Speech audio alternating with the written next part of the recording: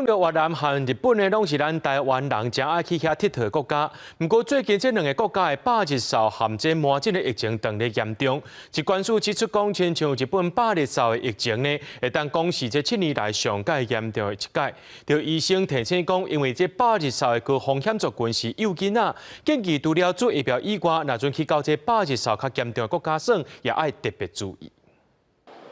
新冠疫情转好以后，到今出国旅游的人也是真多。根据咱观光署的统计，2024年出国旅游的人次，甲2023年比起来增加42%。其中有不少民众介意到日本、韩国、东南亚佚佗。根据观光署的统计，台湾今年1月、2月去到日本和越南的旅游人次，和去年同期比起来，拢有增加。2025年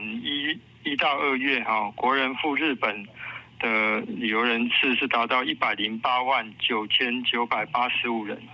那相较2024年，同期成长了9.2%，赴越南的部分达到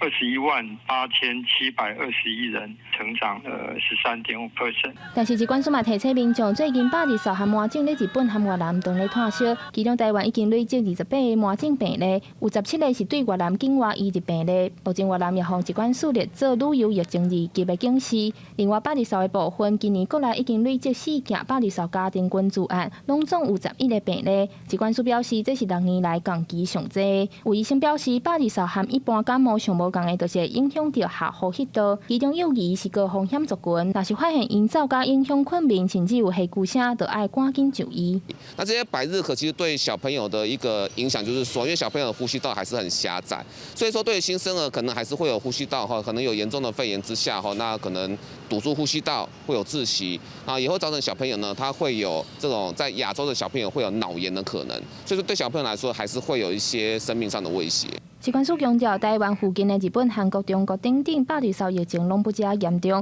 医生是表示讲，台湾算是百日扫预防政策做甲真谨慎的国家，建议家长爱予囡仔做完整的疫苗来预防。若是要带幼儿出国，也要特别注意因的身体状况。记者张家嘅林晓凯台北报道。